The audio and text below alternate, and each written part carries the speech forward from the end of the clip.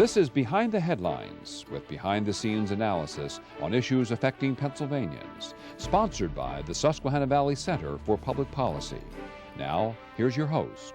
Hi, from Philadelphia to Erie and from Scranton to Pittsburgh, it's Behind the Headlines. I'm Charlie Greenewalt, Senior Fellow of the Susquehanna Valley Center for Public Policy, and I'm joined as usual by my co-host Maura Donnelly. Hi, Maura. Hello, Charlie.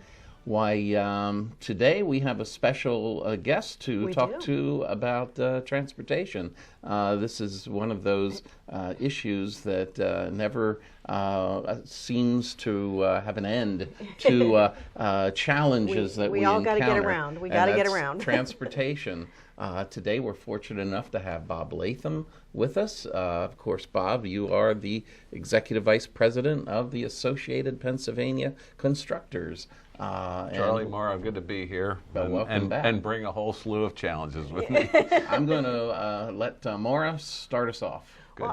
Well, Bob, I thought we'd start today with sort of an update on one of the issues we've talked about with you many times in the past couple of years, and that is the issue of work zone safety. There was legislation pending, and so let's get an update on that and see what's Every going on. once in a while, you get to celebrate some successes. One of the things we want to do is thank the governor and the General Assembly for their leadership last year in enacting Senate Bill 172, which will allow for automated speed enforcement in highway work zones.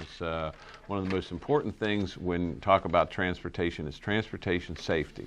And we have more cars, more trucks on the road. We're trying to fix the roads. We have to fix the roads that we have now. We're not building new ones, and this has to be done under traffic. So in order to get people to slow down, we've been able to adopt this technology strategy. It'll be implemented later this year.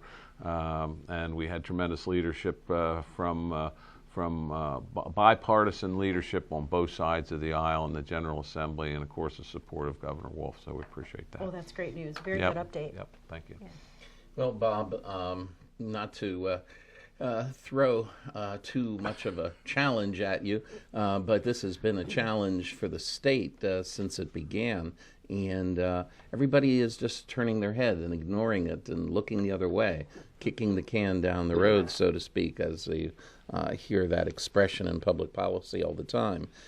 We find that Governor Rendell, in 2007, along with the General Assembly, decided that the Pennsylvania Turnpike was not only going to provide its own funding, but that it would be required to provide annual funding contributions of $450 million for transportation needs across the state, as well as some multimodal or mass transit projects in Philadelphia and Pittsburgh, for example. This has become a huge challenge for the Turnpike because it's requiring them to contribute to PennDOT and to the Commonwealth more than they have available. So they've gone onto the bond market and sold bonds. They've sold debt to meet this mandate.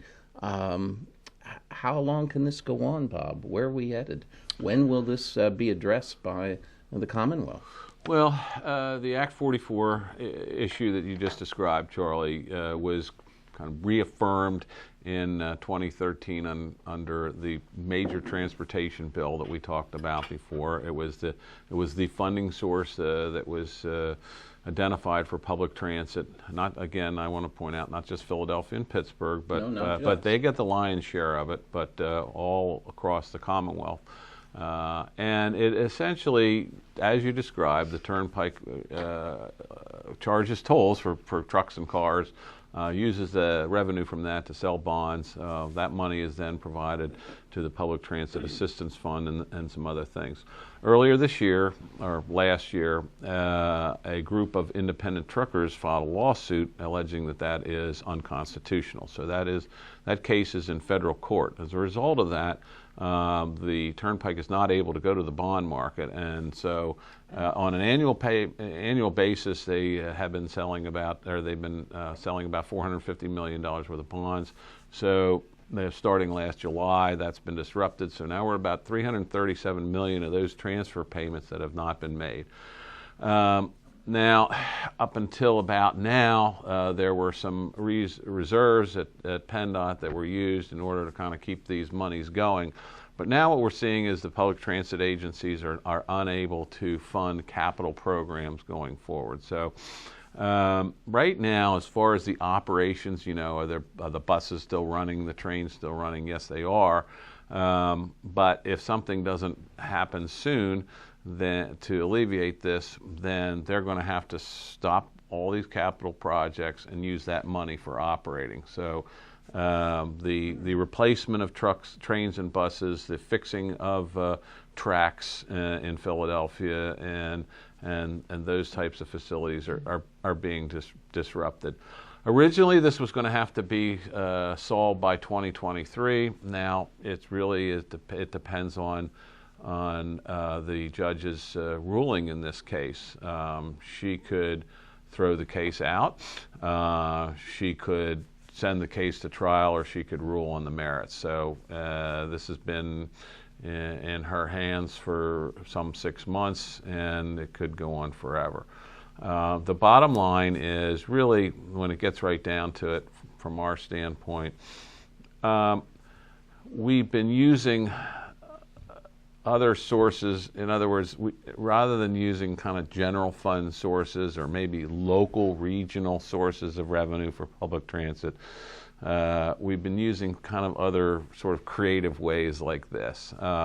Obviously, bond financing has to be paid off at some point, and the Turnpike is incurring a lot of debt. I think right now the Turnpike's debt is just as high, if not higher, than the entire Commonwealth debt load, and so, wow. And that's outside the pension, issue. Yeah. But the bottom line is it's a house of cards that has to be dealt with. Well, and the situation all's evolved since 2007, and isn't Right. that when Pennsylvania went to the federal government, went to the Bush administration, and later to the Obama administration, asked if we could toll I-80 and use that revenue for this purpose. And we were turned down in both situations. That's correct. I But mean, what did the we issue do? with Act 40, the reason that Act 44 has become so, or this toll scheme has become so such not working is because a part of this was all predicated on the ability to toll Interstate 80, and it never came about. What did we do before 2007 to pay these things? All of a sudden, 2000 arrives. This idea is struck down by the federal government, and now all of a sudden we're just before put all the burden on the Turnpike. Before 2007, we really didn't have any funding stream whatsoever. So our investment in both highways and transit was minimal. I remember those days. Don't you remember those days? The Act 44 was sort of a kind of a stopgap thing, and then this portion of the larger the 2013 transportation bill was kind of the only thing that was politically viable. I mean, sometimes there are what makes economic sense, and then there's what is doable politically. And is that Act 89? Yes. Okay, so let's shift gears and talk a little bit more about Act 89, because that's another element of transportation funding that's got some challenges. Yes. And it all sounded good on paper when it first got started, but the reality is that the funding is being diverted, the funding is diminishing. What's the status of the general funding of transportation? I think the situation is pretty clear. It's just like pensions. It's like property taxes. The Commonwealth needs to take a comprehensive look at its overall tax and revenue scheme. I mean, we're very high on corporate taxes. We're very low on personal income taxes. And we don't want to address any of that. And as a result, our property taxes are high because we're not funding local governments. And, we have a pension issue that's hanging out there. That puts stress on school districts. And all this is sort of a soup that doesn't work very well. Personally, I think that things are very solvable if somebody's interested in really looking at it. But getting back to the highway situation, what you're referring to, Maura, is that so we raised the fuel tax on people who are driving cars, and then we sweep $700 million of that out of the fuel tax fund that should go into road improvements, and we put that into the general fund earmarked for the state police. If the general fund was simply fund the state police, then it would be, you wouldn't be taking that much money out of motorist funds. We think that one simple way to get at that would be to simply ratchet that down over time, and that would be about $65 million. Down the contribution. Ratchet down the contribution. Thank you, and ratchet that down over time. $65 million a year would be equivalent to raising the gas tax by a penny a year without raising taxes in a $33 billion. I like this plan. Yeah, in a $33 billion budget, we think that $65 million is manageable. Since 2001, Pennsylvania has diverted about $9 billion from the motor license fund. And Bob, I had read that a number of places that would have fixed and maintained 500 bridges for the next 25 years, or resurfaced 4,000 miles of road surface. Well, one of the big challenge we have now is our interstates. PennDOT Secretary Richards has been alluding to this in her budget address, in her budget hearings, and other addresses, that Act 89 has allowed us to do a number of really, really good things. Let's point out some positives. We have reduced our number of bad bridges by half, so we're really we're in much better shape there. We've done safety improvements on regional and local roads, but our interstates are falling apart as a result of this. We recently looked at Interstate 81 kind of through the central part of the state and what it would cost to rehabilitate that. If we hadn't taken that money that you just referred to there, we would have plenty of money for the interstate. So applying it where it belongs is part of the problem, and not addressing other issues. I mean, again, they're all kind of tied together. The state police issue is now feeding on itself as local governments that can't afford, because of the reasons that we talked about, to have their own police force, are going to allowing state police to be their police force. That creates an increase in the costs, and so on and so on and so forth. Yeah. Well, and one of the problems with continuing to raise the gas tax, not only might there be a rebellion at some point, but alternative fuel vehicles, that the number of people driving alternative fuel vehicles is going to continue to go up, generating fewer amounts of dollars in gas tax. We think electric cars and trucks are really the wave of the future. We're going to have to go to some other system of transportation user fee collection. The gas tax is not going to, a consumption-based tax on a commodity that's not being consumed is not exactly good tax. Is not exactly good tax policy. Right. That is the final word. Bob, we'll continue this discussion in a future show, I'm sure, and we'll be back with the second segment of Behind the Headlines right after this. Behind the Headlines is brought to you as a public service by the Pennsylvania State Association of Township Supervisors, the largest, most influential municipal association in the Commonwealth. Since 1921, PSATS has been preserving and strengthening township government and securing greater visibility and involvement for townships in the state and federal political arenas. Covering 95% of Pennsylvania's land mass, townships represent 5.5 million residents, more than any other type of political subdivision in Pennsylvania. Behind the Headlines is also brought to you by the Hospital and Health System Association of Pennsylvania, helping hospitals provide healing, health, and hope to communities across the state. And by the Pennsylvania Chamber of Business and Industry. The Pennsylvania Chamber serves as the frontline advocate for business on Pennsylvania's Capitol Hill by influencing the legislative, regulatory, and judicial branches of state government. Additional underwriting provided by the Worrell Corporation Foundation, based in Carlisle, Pennsylvania, by the Edward H. and Jeannie Arnold Foundation, and by the Pennsylvania Manufacturers Association. Business in Pennsylvania is our business. Behind the Headlines is also supported as a public service by the Pennsylvania Highway Information Association, the go-to source to learn about transportation projects and issues. Visit pahighwayinfo.org. Welcome back to Behind the Headlines. On this segment of Behind the Headlines, I'm joined by Ed Arnold. Mr. Arnold is the president of Susquehanna Valley Center for Public Policy, and of course he's one of the greatest retired businessmen, one of the greatest businessmen in the history of Pennsylvania industry and commerce. Ed, it's so nice to have you join us again. Good to see you, Charlie. Good to see you. Why, this is a new installment of the Arnold Report, and again, at the bottom of the screen, we'll have our email address so viewers can send in questions that they have for you in future installments. We have a new list of questions today and people that want to tap into your expertise and your experience, Ed.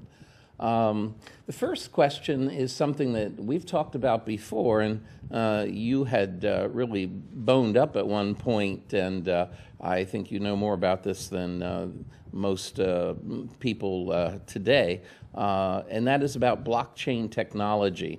The question from the viewer is, I have heard that blockchain technology has been hacked recently. That is a new event as far as I know. How does this affect your opinion of cyber currency as an investment vehicle, such as Bitcoin is the best known, of course? What do you think, Ed? Well, first of all, I still think it should be a small part of your portfolio. It obviously has a little more risk than we thought it did. But then again, as an example, I just did a little math. Even with how badly they've dropped, and most of them have dropped about 90%, Litecoin is still up 12-fold from when it came out 3 to 5 years ago. Uber, how you pronounce it, Ethereum is up 175-fold. This is from when it came out to what it is today, and that's only in 3 years. Bitcoin itself is up 34-fold. Monero, which is another coin, is up 20-fold. So obviously there's a risk, but there's also a big reward. Now you say, will that repeat? Obviously we don't know, but there's a lot of people that believe it's in its infancy. Mm-hmm. So overall, the risk reward for a small party portfolio, you're going to be very careful. Try to find out some reliable people, which is not easy. It's a complicated process, but therefore it's a risk to reward. You don't put a lot of money in it, but it's a small party portfolio. So you haven't given up on cyber currency yet? No. Now the other thing a lot of people are talking about, invest in the blockchain technology itself. There are companies that do blockchain. I'm not going to give you any of those, but basically you might want to look into that too. That is another way to possibly invest in it because it's new technology. Oh, that's an interesting area, and I've not heard of that at all, Ed. Thank you for that tip for our viewers. Well, the second question we have is a big one. It's a fairly expansive one, and it's one that probably rattled some people across the country when it was released the other week. The viewer writes to you, recently Warren Buffett released his annual report. In it, he said there was going to be a major breakdown in society in the future, but he didn't know when it will occur. He said it could be 2 months, 2 years, 20 years, or more. There's a lot of leeway there, isn't there? The viewer wants to know, what can we do to prepare for this prediction of Warren Buffett? Because Mr. Buffett said that we'll have a breakdown in society, but he didn't have many ideas of how to deal with it. How will you deal with it? Well, first of all, I agree with Mr. Buffett. Obviously, what we've seen happen in the last year, the Democratic Party, where it is now controlled by the radical left and is a totally anti-capitalist party, obviously, when capitalism falls, America will fall, in my opinion. So therefore, the idea is that overall, when will it happen? Well, if the rate of our politics are going, if the new radical left gets in power 2 years from now, it will collapse very rapidly, in my opinion. That basically there's 3 levels, and we'll probably have a future program of 3 levels of what? Of what you should do. Oh, okay. The simple one is you have what they call a bug-out bag, which is basically things now, that I guess we should stop for a second. Now, a breakdown in society would be something like Venezuela is going through right now. The electric goes out. Law and order disappears. Yes, that from the is streets. correct. Okay, all right. You got to realize. So we're talking about the same thing. Yeah, one of our problems is that our local governments are financially challenged, and their biggest expense is their police departments. So more and more governments are curtailing their police, which means you do have less law and order today than you used to. Okay. I mean, in Lebanon County, more and more people say, let the state police do it. I'm not going to have the local. It's free. It's a way to cut cost. Yeah, but what we've seen in other programs we've done, that money comes out of road building funds then, and it's rotated over to cover the state police operations. But it doesn't, but the people that bug out, or let's say don't pay, right now the governor wants to, and I agree with him. They should pay. You shouldn't get free state police service. You should pay for your state police service. Okay. Because cities that have their own service, therefore they're paying twice. Yeah, yes. So anyway, back to our thing. You should have a bug-out bag, which is basically if something crisis happened and you had to leave your house, you could grab it and it would be a week's supply to survive for a week. Each person in the family should have one. And what would be in a bug-out? Well, that we'll go into the longer program. That would be a long, detailed discussion. The second thing you should have is your home equipped for a crisis where the utilities would go out, other problems would happen. Again, you should have your home prepared that you can survive without the normal support. And specifically in the other one, which would be for a year's supply, if you can afford it, is water and fuel. Because if power goes out, obviously your water stops pumping, your heat stops working, all things stop. You have to be prepared, and you need food. There's where it's a good time to have an old-fashioned cistern on your roof, I suppose. Yeah, that would possibly. There are also there's solar generators right now you can buy. Understand that again, you need some power.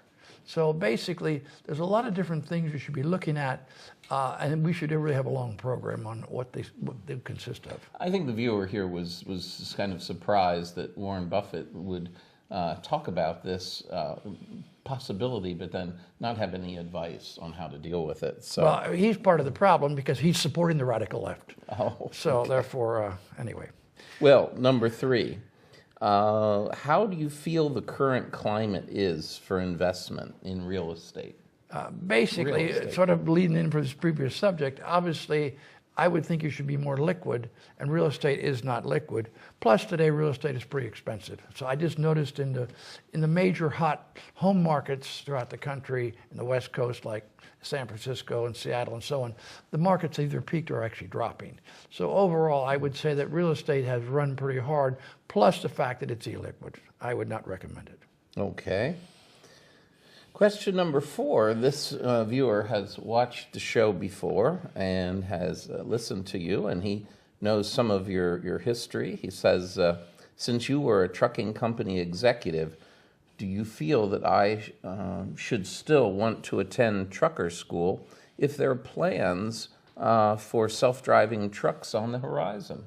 Basically, self-driving trucks, first of all, when are they going to come that they'll be totally accepted? But secondly, industry is divided, you could say, into 2 categories of drivers.